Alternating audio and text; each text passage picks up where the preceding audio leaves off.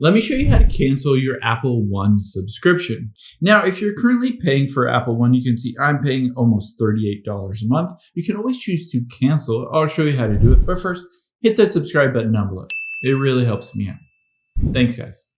Now, the first thing that we're going to do is either enter into the Settings app or the App Store. I'll show you both options.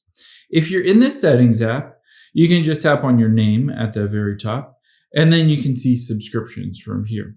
However, if you don't see that or you are already in the App Store, you can do the same process in the App Store. Just tap on your name at the very top, and then you can see subscriptions. Tap on that.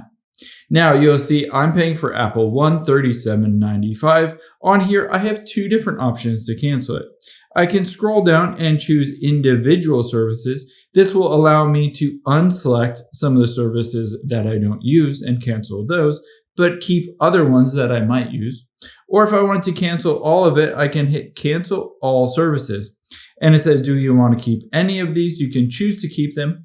Or if you don't want to do it, you just hit the cancel all services at the bottom. Keep in mind, this will only cancel it when your next billing cycle is up. You'll have full access to it, including all of this stuff until your next billing cycle.